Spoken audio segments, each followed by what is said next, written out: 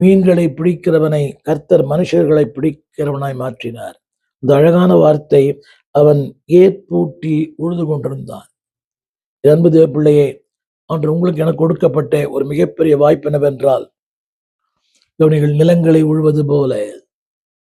இத்தன் பழைய பாட்டு. கேளுங்கள் கொடுக்கப்படும், தட்டுங்கள் திறக்கப்படும். நிலங்களை உழுவது போல மனிதருடைய உள்ளங்களை உழ கர்த்தர் உங்களை என்னை தெரிந்து கொண்டார். ஒரு ஊழியனுடைய வேலை அதுதான். Not only so but blow. அதை விதைக்க, அதை உழ கடினம்தான். உழுவது என்பது லேசான இன்றைக்கு தான் பல உபகரணங்கள் இருக்கிறது, பல டெக்னாலஜி வளர்ந்திருக்கு. எல்லாத்துக்குமே இன்றைக்கு கருவிகள் இருக்கிறது. விதைப்பதற்கு கருவி, அறுவடை செய்வதற்கு கருவி, எல்லாமே இன்றைக்கு நவீன உபகரணங்கள் இருக்கிறது. ஆனால் அன்றைக்கு அப்படி இல்லையே. எல்லாம் மனித உழைப்பு.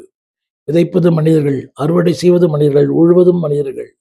நம் இன்றைக்கு கிராமங்களிலே பார்க்கிறோமே, பெண்கள் அன்று தேவ பிள்ளையே, தேசத்தை உழ, ஆத்துமாக்களை உழுவதற்கு, ஆத்துமாக்களை பண்படுத்துவதற்கு கர்த்தர் உங்களை என்னை அழைத்திருக்கிறார். கடினமான இருதயம், கடினமான உள்ளங்கள், கடினமான இன்றைக்கு மனநிலை உள்ள மக்கள் ஏராளம். கற்பாறையை போல திருச்சபையிலே பார்க்கிறோமே, எவ்வளவு பிரசங்கம் பண்ணினாலும், எவ்வளவு மகள் ஊதினாலும் இன்னும் அசையாத அநேக மக்கள் இருக்கிறார்கள். எத்தனை ஊழியர்கள் மிகுந்த பாரத்தோடு, மிகுந்த கண்ணீரோடு, மிகுந்த வேதனையோடு இன்றைக்கு அவர் ஊழியம் பண்ணுகிறார்கள். But still they could not get the result.